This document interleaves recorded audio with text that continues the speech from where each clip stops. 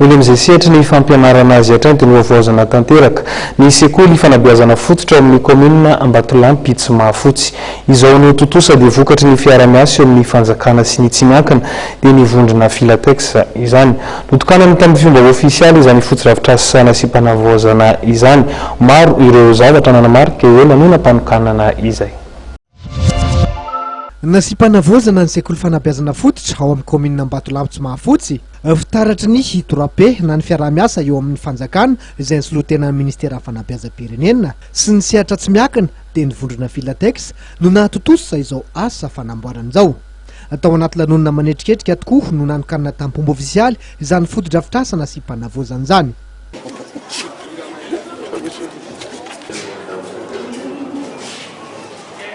Nivondrona filatexa tokoa dia mamelanjana ny sehatry ny fanabeazana izay antoky ny hifampandrosoana maritra.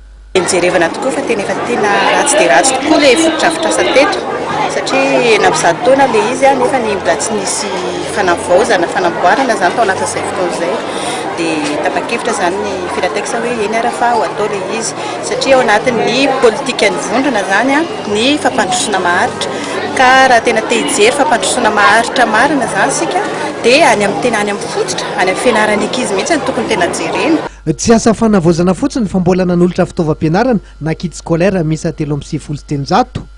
Ho an'ireo mpianatra ihany koa ny vondrona filatexa ka notsinjaraina ho arakaraky ny filan'ireo mpianatra isaky ny kilasy zany. Mbola nanolotra W misy 700 ihany koa nefa ny vondrona filatexa satria tsikaritra fa dia efa azo fisaka sisa no ny anaran'ireo ankizy ao atoerana. Fantatra nandritra ny fotoana fa noraisina ho mpiasa-mpianjakana ihany koa ny mpampianatra firamina iray ao amin'ity EPP ao Ambatolampy tsy mahafotsy ity.